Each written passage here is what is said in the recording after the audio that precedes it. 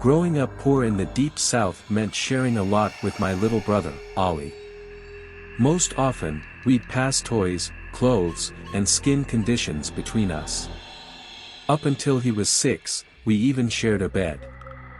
Neither of us was happy about that. It was my 10th birthday when that changed. I got one present that year, and it was a bed of my own. Ollie was jealous right away, and I could understand why. He had to keep that half-broken down frame with the worn-out mattress. The one I'd gotten wasn't much better, but not being broken and worn was enough. Sleeping apart was a great feeling. It was freedom. No longer would I have to suffer the sudden and inexplicable kicks to the stomach. No longer would I wake up with Ollie's foot pressed into my neck like he'd stepped on Dracula the night before. At least, that's what I'd thought. Right away, right after I got the new bed, the shriek started. At first I thought Ollie woke up in the middle of the night and screamed because he'd gotten scared. Then, the sound echoed through the tiny room again and I knew it wasn't a normal cry. The room was always black as pitch after sunset. The one window we had was pressed against a long-leaf pine and even the biggest, brightest moon cast no light inside. The shriek just about drove me crazy. Every night, probably at the same exact time, these sharp yelps would knock me right out of my dreams. It wasn't my mom or dad yelling either. I knew what that sounded like, believe me. Most worrying of all was the fact I could never tell where it was coming from. It seemed completely random. One night it'd come from somewhere near the closet.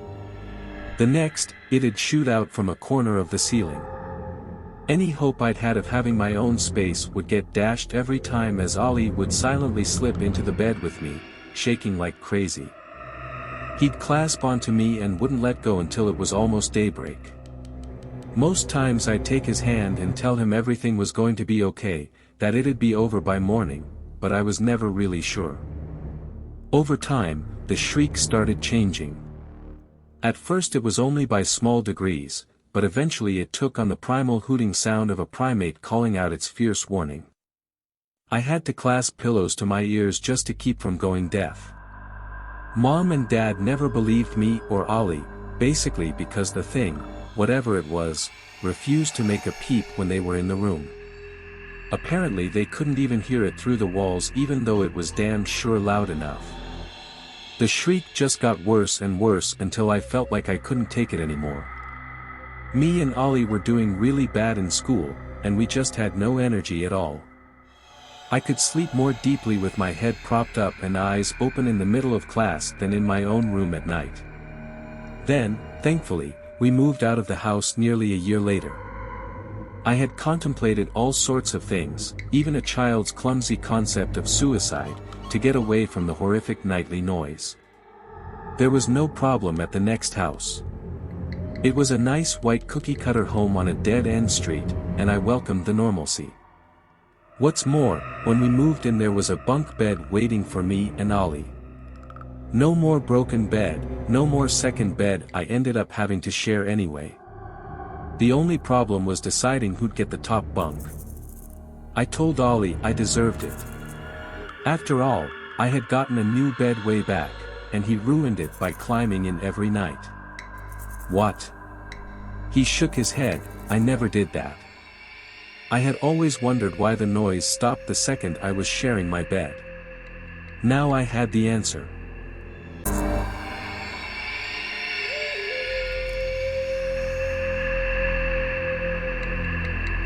I sat on the bus, on my way to school, listening to music, and paying little to no attention to the other students. At one of the stops my mind snapped back to reality. I looked towards the small house. Tommy's house, I thought. A hand slipped through the drapes of the window and waved the bus driver to move on. He's sick, I thought, paying no large amount of attention to the situation. The day flew by.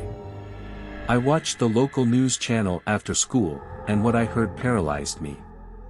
Tommy's entire family was murdered that day by an unknown suspect. After hearing this news, I moved back up to my room and quietly fell asleep. The next day, I sat on the bus. We drove past Tommy's house and the bus driver, unaware of Tommy's family's fate, stopped at his home. As I was about to get up and explain to her what had happened, something caught my eye. A pale hand slipped through the drapes of the window, and waved the bus driver to move on. I sat on the bus, terrified.